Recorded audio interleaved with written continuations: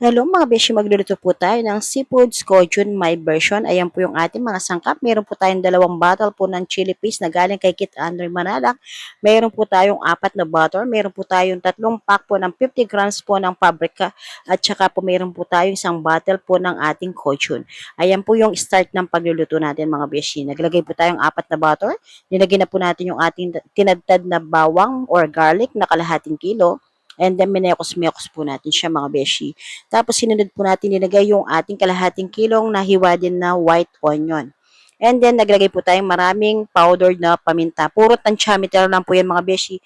Nasa inyo po kung ano yung gusto nyong panangkap. Tapos po yung nakarep po nating chili garlic nga po ni Kit Andre, nilagay po natin 2 bottle. Yan po yung pampasarap ng aking seafood scojun na sauce. And then ayan po, bubos na po natin yung unang pack ng ating paprika. And then yung ating pangalawang pack naman po mga beshi, ayan. Tapos po, ayan po yung pangatlo.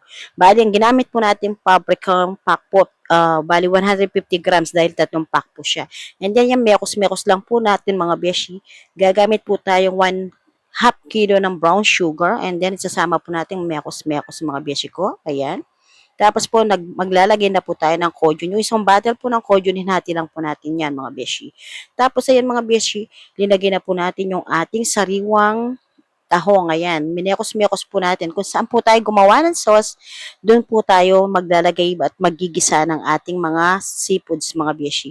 Kung napansin nyo po, naglagay rin po tayo kanina ng konting asin pampalasa, mga beshi.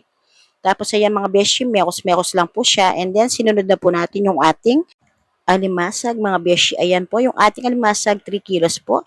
Tapos po, kung napansin niyo po ninyo mga beshi, yung pinakulo lang po natin sa kabilang kalan, yun lang pong mais, hindi po natin sinama yung ating mga seafoods. Dahil po, kung saan po ako nagluto ng sauce, dun ko po lulutuin yung ating mga seafoods para po yung lasa nila, dyan po naiiwan, hindi dun sa pinag-istiman na tubig, mga beshi.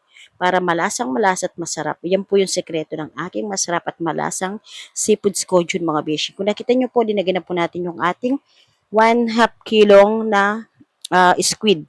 Tapos po, sinunod po natin yung ating 3.5 kilo na hipon, mga beshi. Ayan.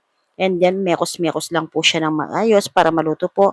Tapos, mga beshi, lalagay na po natin yan yung ating pinakulong mais. Ayan. Dahil luto na po yung ating mga seafoods, mga beshi. Kaya, susunod na po natin lalagay yung mais para po magkaroon po siya ng lasa dun sa ating ginawang sauce, mga beshi. And then, ayan po mga beshi, halos luto na po yan dahil po nahalo na po yan mga beshi. Ayan na po yung kalalabasan ng ating plating po ng ating masarap.